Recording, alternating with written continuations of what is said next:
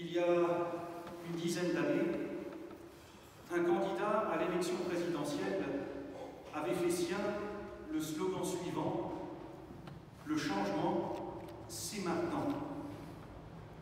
Il voulait bien sûr inspirer avec ces mots l'espoir d'une rupture avec le passé, l'espoir d'un renouveau et de lendemain qui chantent.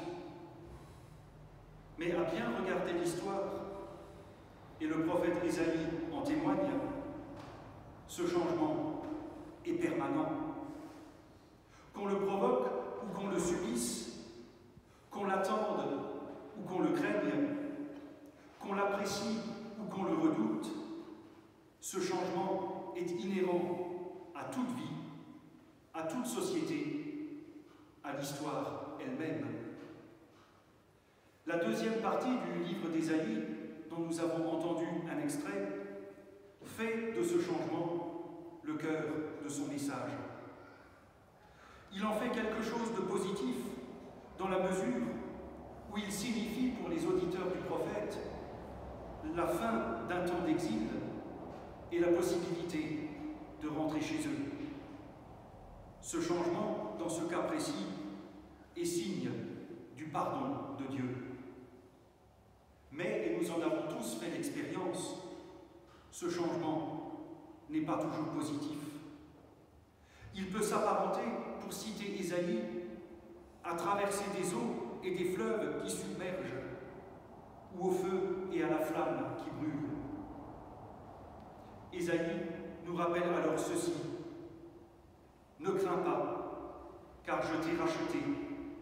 Je t'ai appelé par ton nom, tu es à moi. Je serai avec toi, car moi, le Seigneur, je suis ton Dieu, le Saint d'Israël, ton Sauveur. Tu vaux cher à mes yeux, et je t'aime. Ésaïe rappelle cette présence de Dieu qui nous accompagne et partage avec nous toute notre condition humaine. Il nous indique que le changement fait partie de la vie et que Dieu n'en est pas absent. De ce fait, nous devons éviter deux écueils. Le premier, c'est celui de tout condamner au nom de la tradition. Le deuxième serait de tout accepter au motif que changement signifierait automatiquement progrès.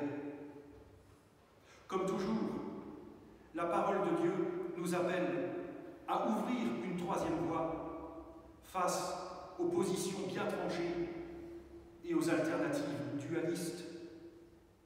Cette troisième voie est celle du discernement, qui consiste au cœur de ce que nous vivons, à faire le tri entre ce qui fait sens, ce qui construit la vie, ce qui est vecteur de justice et fondateur d'humanité, et par conséquent rejeter ce qui coupe des autres, ce qui contribue au repli sur soi et à la division entre gentils progressistes et méchants conservateurs, sachant que ces adjectifs sont largement interchangeables.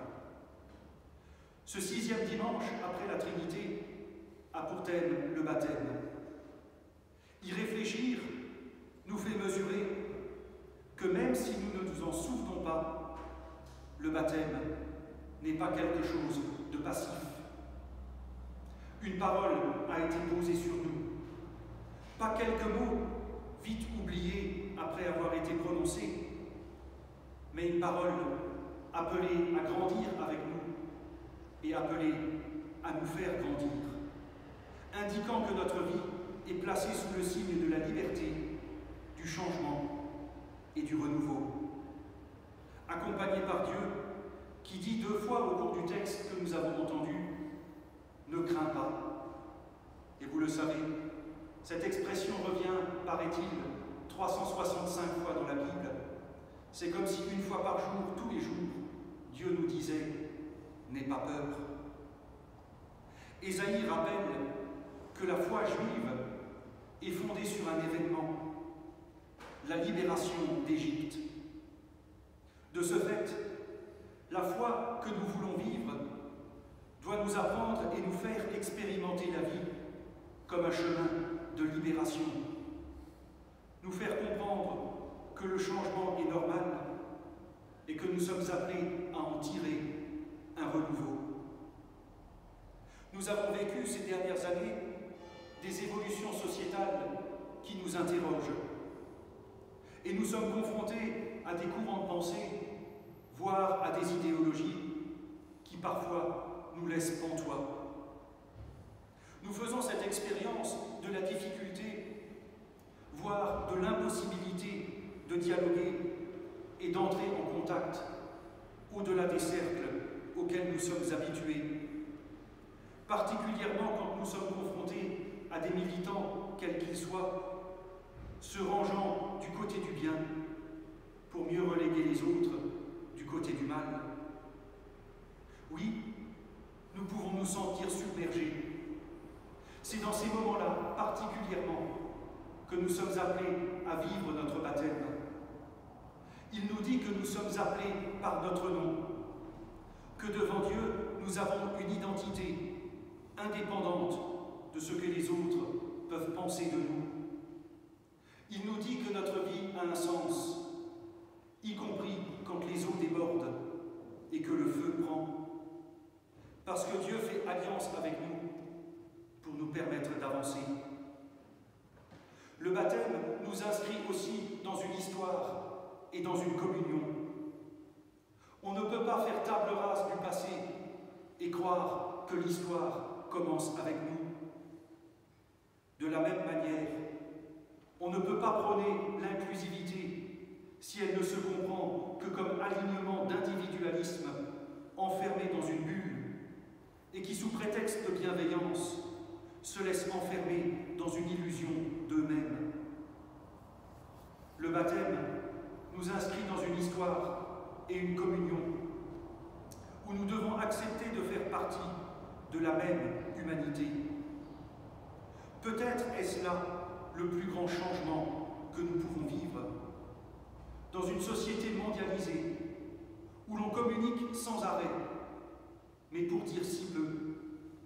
Dans ce monde où nous sentons en ce moment même les effets du réchauffement climatique, et dans ce monde qui n'a jamais été aussi divisé, le plus grand changement que nous pouvons vivre maintenant, c'est comprendre que nous faisons partie de cette unique humanité à laquelle le baptême nous fait communier, nous rappelant en permanence que la grandeur de Dieu transcende nos petites différences.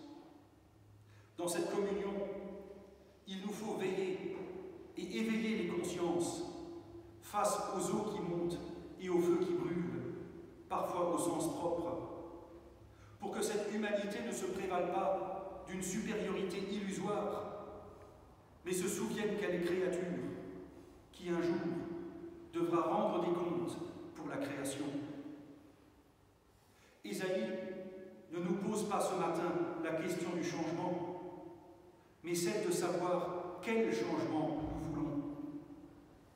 Du fait de la présence de Dieu en nous et parmi nous, nous sommes alors appelés à humaniser ce changement.